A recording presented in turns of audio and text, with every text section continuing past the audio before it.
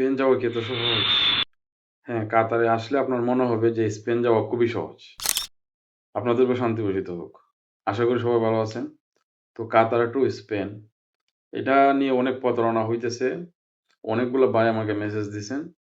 তো বিশেষ করে তো এখন আপনারা জানেন যে ফুটবল বিশ্বকাপে স্পেন চ্যাম্পিয়ন হইছে।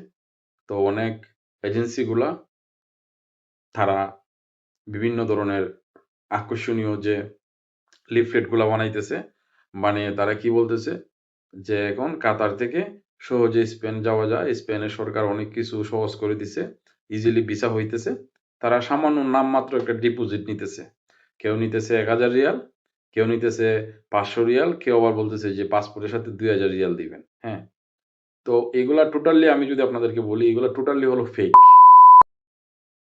আপনারা জানেন যে বাংলাদেশে অলরেডি অনেকগুলা আমি যেটা দেখলাম নিউজের মধ্যে প্রায় ৪৯ টা ট্রাভেল এজেন্সি ব্যান করে দেওয়া হইছে, বন্ধ করে দেওয়া হইছে অনিয়মের কারণে।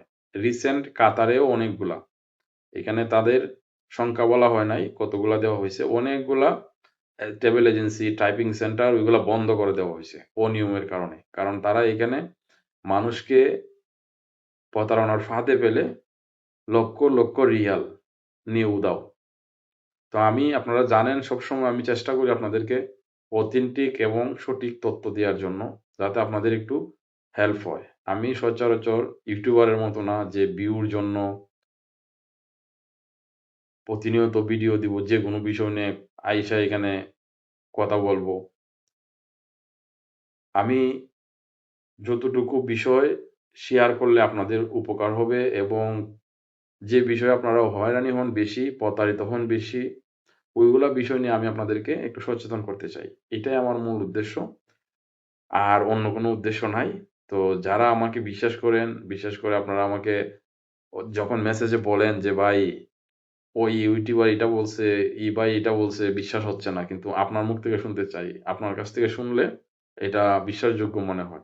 তো এই কথাগুলো যখন শুনি তখন আসলে ১০ ঘন্টা ১২ ঘন্টা ডিউটি করার পরেও যে এই যে এখন খালি ঘুম থেকে উঠছি, হ্যাঁ?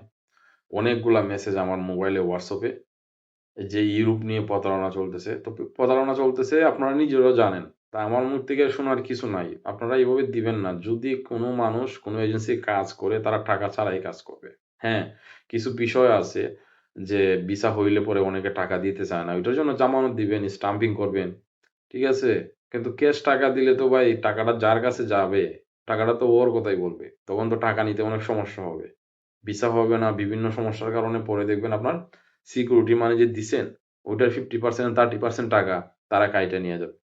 তো এই হলো বর্তমানে কাতার টু স্পেন এর প্রতারণার যে ফাঁদ পাতানো হইছে কাতারে।